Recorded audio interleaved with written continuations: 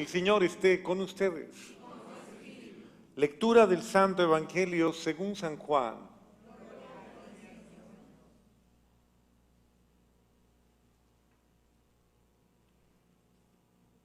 En aquel tiempo le preguntó Jesús a Simón Pedro: Simón, hijo de Juan, ¿me amas más que estos? Él le contestó: Sí, Señor, tú sabes que te quiero. Jesús le dijo: apacienta mis corderos. Por segunda vez le preguntó: Simón, hijo de Juan, ¿me amas? Él le respondió: sí, Señor, tú sabes que te quiero. Jesús le dijo: pastorea mis ovejas. Por tercera vez le preguntó: Simón, hijo de Juan, ¿me quieres?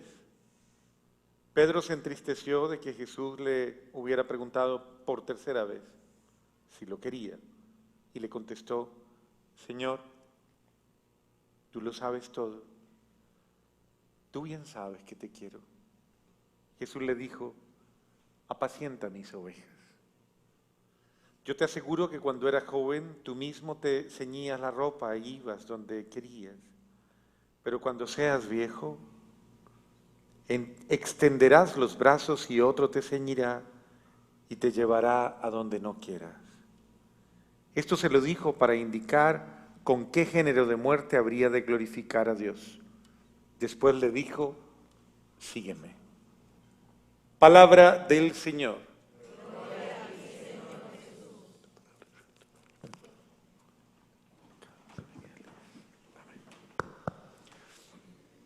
Hoy podemos observar dos personajes que están dando testimonio de su amor a Jesús. Dos personajes que están confrontando momentos, podríamos decir, en la visión de lo que hacemos todos los días, momentos que tal vez están llamados a definirlos a ellos en su amor, porque uno muchas veces tiene que definir su amor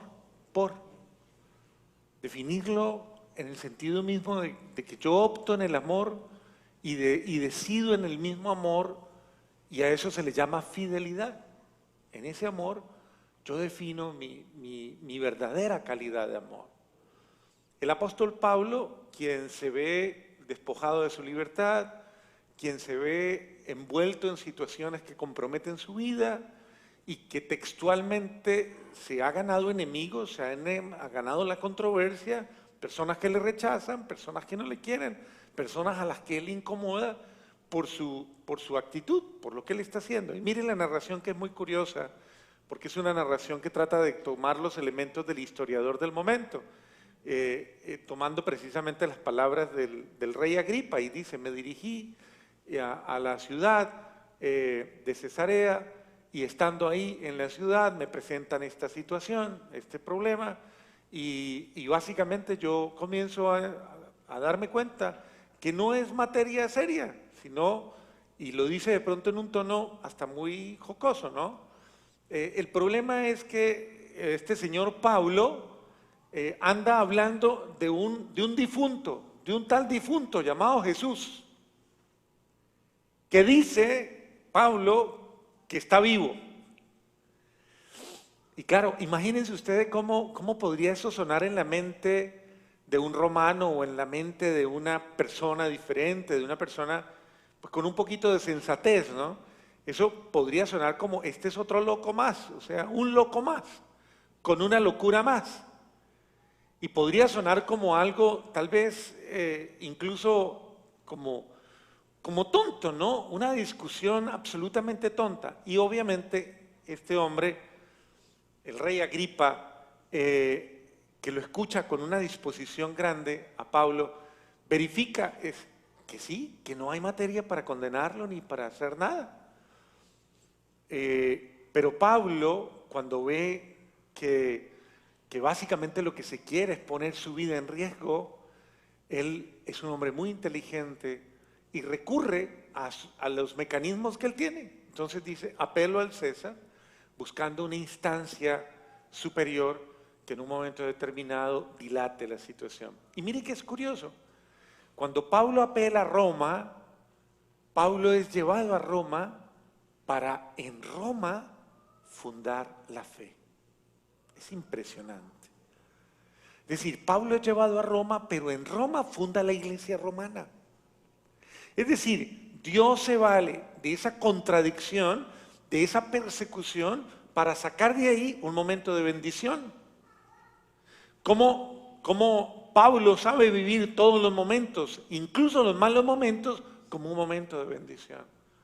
¿Cuántas veces nosotros vivimos momentos difíciles, pero no sabemos vivirlos como una bendición? Ahí aparece la fe de los apóstoles. La fe de los apóstoles es una fe que responde a las circunstancias más adversas con una actitud de confianza en Dios, con una actitud de fe. No tienen miedo, porque mi confianza está puesta en Dios absolutamente. Y vemos a Pedro en un contexto que nos encarna a muchos, a todos nosotros, diría yo, o a la gran mayoría. Vemos a Pedro, vemos a Pablo fuerte, ¿no? Vemos a Pablo decidido, vemos a Pablo con convicción, vemos a Pablo confiado, y de pronto hay un antagonismo entre un personaje y otro. El antagonismo es ese Pablo tan fuerte, tan convencido, que se la juega toda por Dios. Pero vemos a este Pedro que tal vez también encarna la realidad de muchos de nosotros, ¿no? Todos deberíamos ser Pablo, ese Pablo convencido, ese Pablo decidido, ese Pablo con certeza. Todos deberíamos tener esa fe paulina. Pero en muchas ocasiones tenemos la fe petrina. Y Pedro es la cabeza de la iglesia. Pedro es el fundamento. Pero Pedro encarna también a ese ser humano frágil de fe, débil de fe, a ese ser humano también muchas veces que cae una y otra vez y que lastimosamente a veces pierde su norte de la fidelidad. A ese Pedro titubeante, ¿no? Pero miren que hay un escenario muy bonito que obviamente evoca el escenario de la traición. El escenario de la traición fue tal vez uno de los momentos más dolorosos de Pedro, porque fue el instante en que Pedro se vio despreciando a nuestro Señor. Después de tanto amor, se descubrió no solo débil, no solo frágil, sino se descubrió traidor. Se descubrió rechazando al que lo amaba. Y cuando se encontró con la mirada de Jesús, porque los evangelios narran un acontecimiento impresionante que Mel Gibson en su película de la Pasión lo supo captar muy bien, que es el momento en el que Pedro lo niega la tercera vez, la mirada de Jesús y la de Pedro se encuentran. Y es casi como Jesús en su mirada diciéndole con amor, lo hiciste, pero sabes que te perdono, sabes que te amo. Pedro lloró amargamente su actitud, su infidelidad. Y yo creo que quedó marcado, o sea, quedó contramarcado con ese momento de infidelidad que lo llevó a la humildad, muchas veces. Que este Pedro, recordando su propia fragilidad, en muchas ocasiones tuvo que revestirse de misericordia con los más débiles. Porque el que se cree más que los demás, el que se cree inflexible, muchas veces se cree en la autoridad de juzgar a los otros, ¿no? ¿Cuántas veces hay personas que se creen en la autoridad de juzgar a su familia, de juzgar a su papá, juzgar a su mamá, condenar a sus hijos, condenar a sus padres, a sus hermanos, a todo el mundo? O sea, porque hay una tentación de creerme mejor, de creerme que yo no caigo, que yo soy mejor que usted. O sea, y mire que en ese sentido Pedro tiene que vivir, por decirlo de alguna manera, ese fracaso para entender la misericordia, para entender lo que es la comprensión, lo que es el acompañar a las almas y saber cuidarlas aunque ellas sean débiles, saberlas amar aunque ellas sean frágiles. Jesús, que conoce el dolor de Pedro, Jesús, que sabe que Pedro carga un dolor amargo que lo humilla.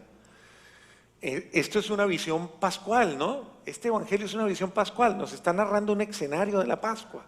El escenario de la Pascua es que Jesús se aparece y comparte con Pedro y le pregunta en esa visión pascual: Pedro, ¿me amas? Jesús no hacía esto para mortificarlo.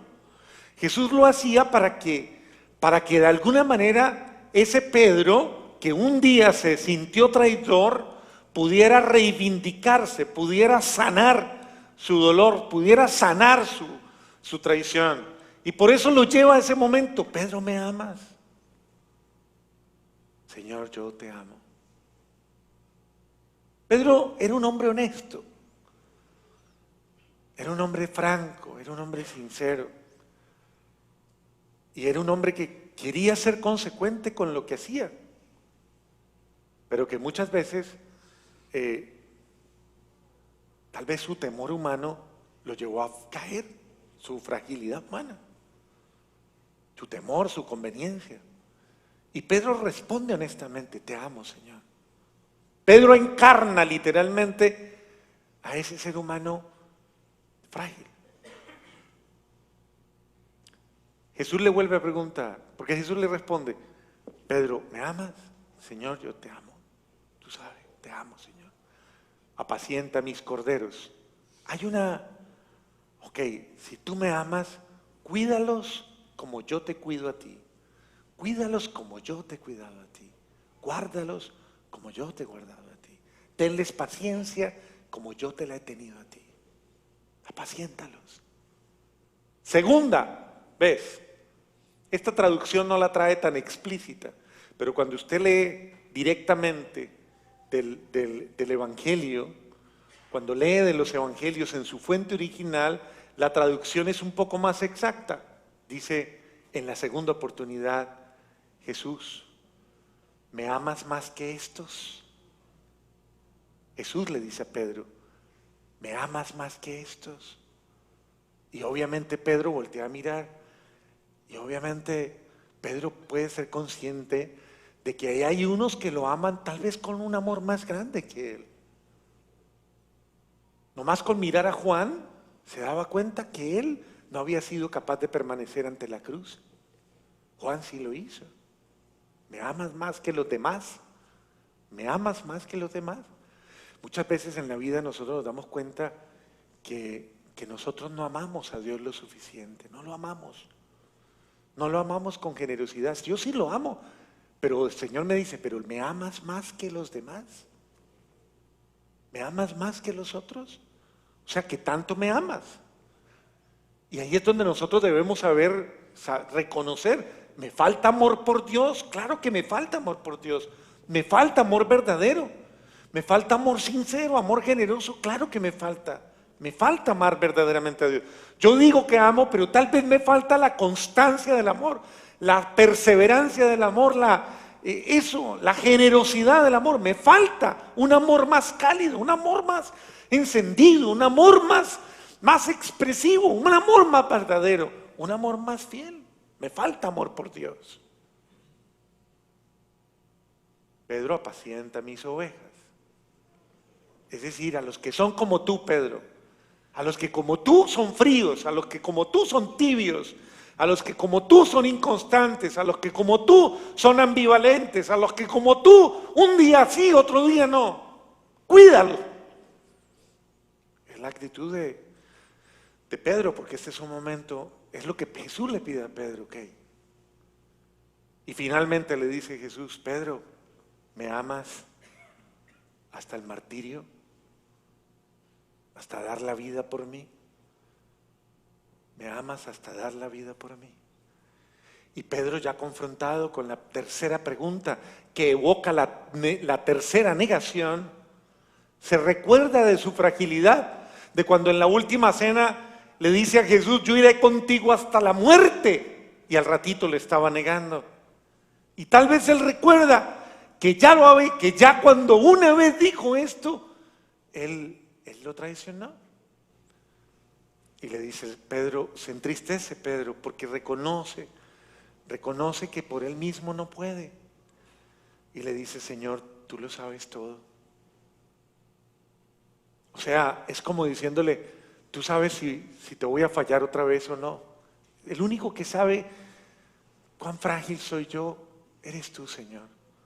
Y eso lo debes pensar tú siempre que estás frente al otro. El único que sabe cuán débil, cuán frágil es el otro, solo Dios lo sabe. Solo Dios sabe de tu fragilidad o de tu debilidad. Y solo Dios, por eso Dios es infinitamente misericordioso y por eso Dios no quiere perder a nadie. Porque solo Dios conoce el corazón humano. Usted no sabe qué pasa en el corazón del otro, nunca. Por eso es tan injusto un juicio deliberado, una crítica deliberada. Usted no conoce el corazón de nadie, usted no conoce la lucha de nadie. A lo mejor esa persona está luchando y usted le está gritando. A lo mejor su pobre maridito está que lucha, su pobre maridito, él se esfuerza y usted le dice, todos los días va y le dice, pero es que yo no veo que usted me quiera, usted no se esfuerza por nada, usted no. Y el pobre todos los días tratando de luchar y tratando, ya incluso ya no mira para los lados, antes miraba mucho, ya no mira, ya le está concentrado solo en usted. Y usted no se da cuenta de eso, pero el Señor sí sabe cuánto le cuesta a Él y cuánto está luchando. Es decir, solo Dios conoce el corazón humano y cuánto ese corazón humano lucha por esforzarse. Pedro hasta el martirio, Pedro hasta la muerte. Señor, cuánto quisiera no volver a dejarte, no volver a dejarte abandonado en las horas difíciles. Señor, cuánto quisiera yo no traicionarte más. Yo creo que todos aquí tenemos el mismo sentimiento. Cuánto quisiera no volver a pecar, ¿cierto que sí? Cuánto quisiera no volver a ofenderte, Dios.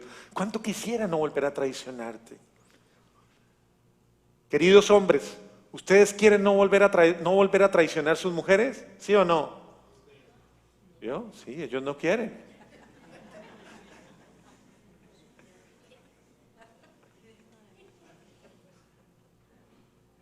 Oh, es verdad. Existe el sentimiento, existe el deseo, pero existe también la prueba, existe la posibilidad. Ahí es donde debemos guardarnos los unos a los otros, guardarnos de nosotros mismos muchas veces, cuidarnos. Y por eso Jesús vuelve y le dice, apacienta mis ovejas, cuídalas, cuídelas. Cuide del que es propenso a caer, cuide del que es débil, cuide del otro, cuídense los unos a los otros. Por eso es tan dura la crítica a los hermanos, a los hijos, a todo, la crítica, el juicio. Por eso es a veces tan injusto, porque eso desalienta y porque en la crítica no hay amor, en el rechazo o en el desprecio, ahí no hay amor. En cambio, en la actitud de acompañamiento sí hay amor. ¿Cuándo acompaño yo al otro? Cuando le acojo, le comprendo, cuando estoy cerca. Eso es lo que Cristo quiere de Pedro. Esté cerca de ellos, cuídelos, guárdelos. Porque tal vez, como les digo, no todos tienen las mismas disposiciones de Pablo, que con convicción va. No, muchos podrían tener las condiciones de Pedro y tal vez ese Dios nos invita es precisamente en este tiempo a perseverar en el amor. Recuerde que lo que Jesucristo está haciendo es decirle a ellos, no se cansen de amarse, no se cansen de luchar, no se cansen de perseverar los unos por los otros. Cuídense hasta el límite de sus traiciones incluso. Cuídense aunque los otros como usted encarnen momentos de infidelidad. Es decir, acuérdese siempre que usted un día fue frágil, que usted un día fue débil o que usted un día se equivocó. Y para ello, recuerde claramente que Dios siempre quiere amarle y quiere sanarle de absolutamente todas las situaciones en las que usted ha tenido la desgracia de caer, la desgracia de fallar.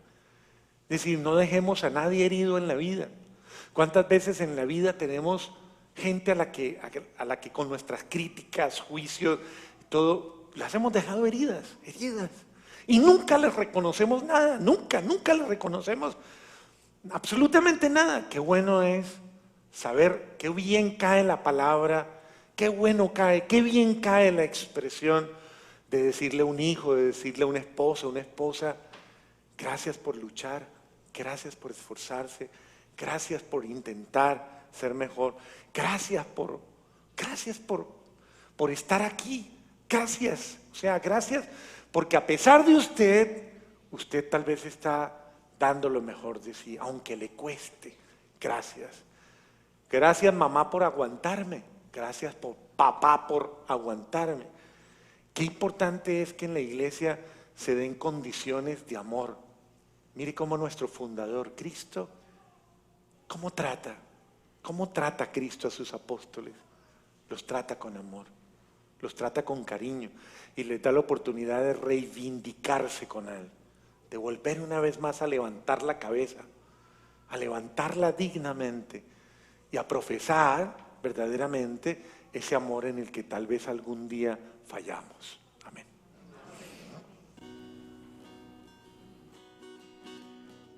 Suplíquele al buen Dios que en esta noche tenga misericordia de usted, porque tal vez como Pedro no una, sino muchas veces ha reincidido en su pecado, en su torpeza. Pídale a Dios que le dé la capacidad de comprender a otros, que como usted también se equivocan en su hogar, en su familia, en su trabajo, y que usted muchas veces los juzga sin compasión.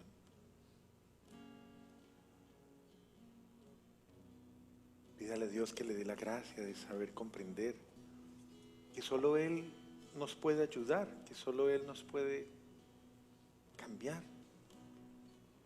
Pídale al Señor, Señor, deme la gracia de ayudar a mis hermanos, a mis hijos, y de no despreciar los esfuerzos de nadie.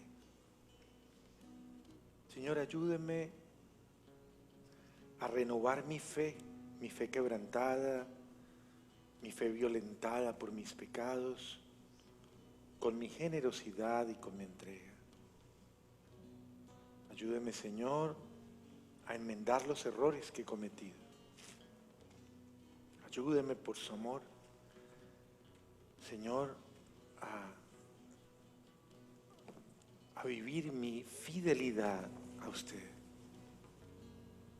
En todo momento, Señor mío y Dios mío.